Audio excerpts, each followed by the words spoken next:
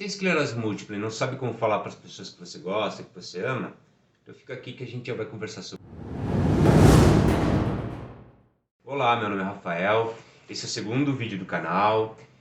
Antes de tudo, eu queria agradecer às pessoas que comentaram, que me deram uma resposta, falaram o que tá bom, o que tá ruim, e os elogios também. Obrigado, gente. Isso faz bastante diferença. Hoje eu quero falar de um assunto importante, que é como que a gente vai contar para a família e para os amigos que a gente tem esclerose múltipla. Quando a gente tem esclerose múltipla, pelo menos foi o meu caso, a gente tem medo de contar para as pessoas, de como que as pessoas vão reagir. As pessoas não conhecem, né, essa doença direito. Muitas pessoas acham que esclerose é coisa de idoso, né? E não é. A esclerose múltipla, ela ataca principalmente pessoas de 20 a 40 anos, né? Os sintomas, eles aparecem. Então não é uma coisa de idoso. Eu acho que é muito importante quando a gente tá indo pesquisar, né, o que a gente está sentindo. Por exemplo, eu comecei a pesquisar, ir no médico e até ir no médico neurologista devido aos meus sintomas, ao que eu estava sentindo, né? Então, quando eu descobri que poderia ser esclerose múltipla, a minha esposa começou a me acompanhar, né? Então, eu acho que é super importante, a princípio, antes de contar para as pessoas, né?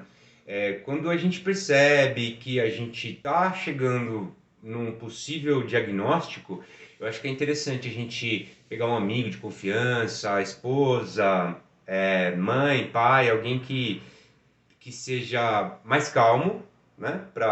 Porque no primeiro momento, quando você fala esclerose múltipla, as pessoas se desesperam, né? Ai meu Deus, mas o que é isso, né? Você tá bem? Você vai morrer? Você não vai, né? E acompanhada de uma pessoa mais calma, mais, mais tranquila nesse quesito, né, de preocupação, é interessante, porque a pessoa também te ajuda a você não ficar desesperado. Mas o que eu queria falar gente, não tenha medo, tá? Por que não tenha medo? Quando a gente conta, quando a gente conversa, é uma das formas que a gente tem de a gente se libertar, sabe? Eu lembro quando eu descobri que quando eu tive o diagnóstico, foi revelador para mim e foi libertador, de verdade, porque eu não sabia que eu tinha, né? Então, o diagnóstico da esclerose múltipla, pelo contrário do que muitas pessoas podem imaginar, me deixou muito feliz, porque eu finalmente sabia o que eu tinha, né? E aí, o que eu fiz? É lógico, eu tive meu tempo de luto, eu chorei mais porque eu não ia, provavelmente, né, eu não ia melhorar mais 100%, né? Eu já tinha entendido que eram cicatrizes na parte do sistema nervoso central e que alguns sintomas eu não iria voltar a eles 100%, né? Mas o que eu quis? Eu quis conversar com um grande amigo meu, conversei com ele, expliquei as coisas para ele, e o interessante é que, conforme eu expliquei as coisas para ele, muita coisa eu não sabia. Então, muitas coisas que ele me perguntou, eu fui atrás, né? E pude ter mais conhecimento sobre a doença, pude ficar mais tranquilo, né? Depois eu contei para minha irmã, a minha irmã mais velha, que ela é fisioterapeuta de formação. Ela não atua mais como fisioterapeuta, mas ela é fisioterapeuta de formação, então ela tem um pouco mais de sensibilidade nesse assunto, né? Então eu contei para ela, falei, aí, como é que eu conto pro pai e pra mãe, né? A gente entrou num consenso ali, e na hora de contar pro meu pai e pra minha mãe, que são pessoas já idosas, né? E que eram as pessoas que eu tinha mais preocupação, eu fui bem com calma. Então, eu fui explicando alguns sintomas que eu sentia. Eles já sabiam, né, o que eu tinha, mas eu fui explicando devagarinho, puxando, ligando uma coisa a outra. Primeiro, tirando toda o medo que poderia causar neles de ser uma coisa muito grave, de ser uma coisa que pode matar. Então, eu fui primeiro com calma, tirando esse medo deles. Aí depois eu fui contei. E depois que eu contei para as pessoas, a minha rede de apoio aumentou demais. Recentemente eu publiquei aqui no grupo do prédio onde eu moro sobre o meu canal, né? Então várias pessoas vieram falar comigo. É gostoso isso, porque você acaba, como eu disse, você acaba tendo uma rede de apoio muito grande, né?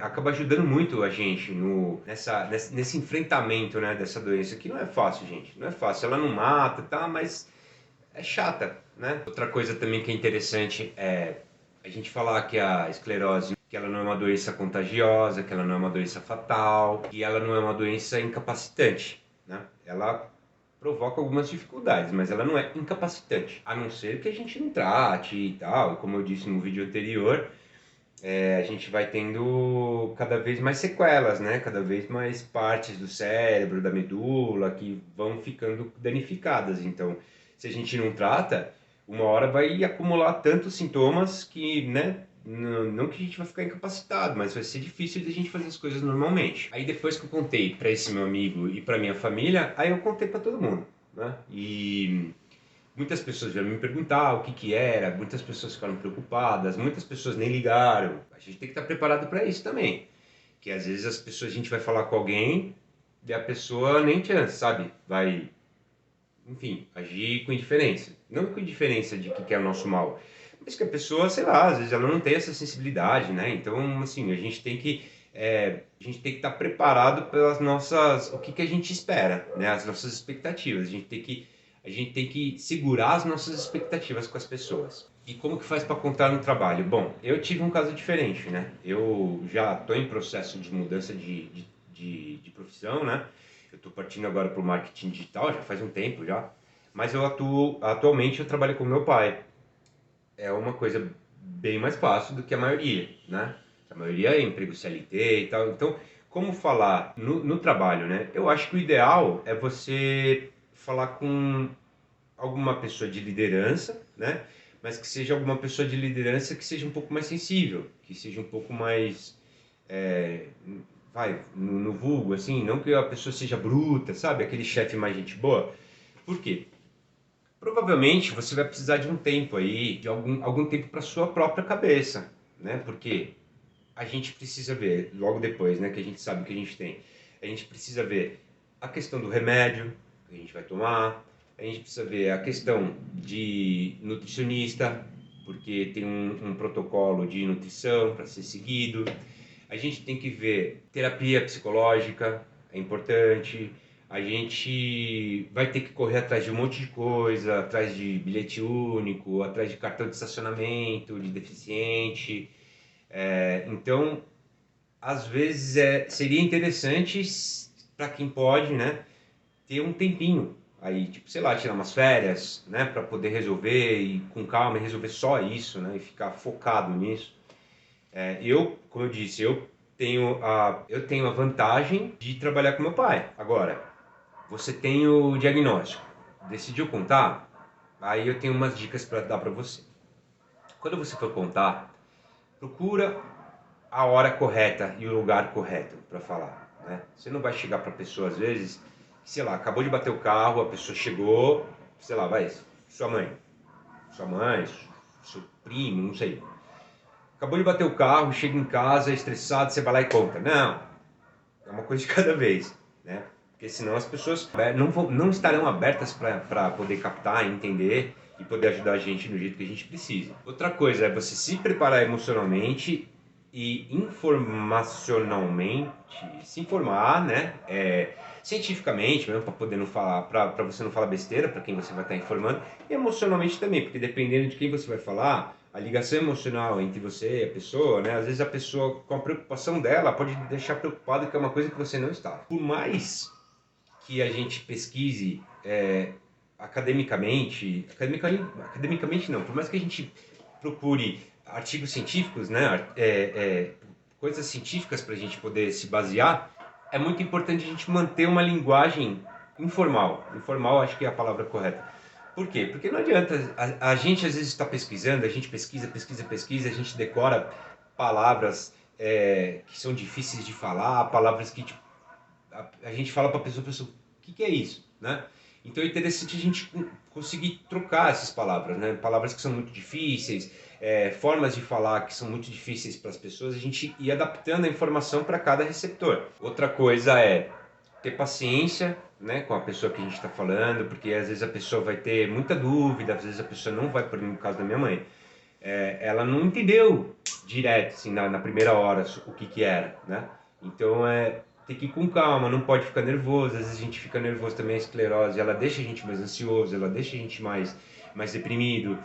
Então isso tudo pode influenciar na hora de você estar falando com alguém que às vezes não está entendendo o que você está falando, entendeu? Por exemplo, eu tô muito cansado. Ah, vai descansar. Não, então, mas não é a questão de descansar, sabe? Então a gente tem que também se acalmar, né? A gente tem que ajudar a pessoa a nos ajudar, né? Outra coisa também importante fala para as pessoas que você sabe que elas vão te ajudar de verdade, sem te pedir nada em troca, sabe? As pessoas nessa hora acho que a gente tem que parar um pouquinho e pensar quais são as pessoas realmente que se importam comigo, que estão a fim de me ajudar, né?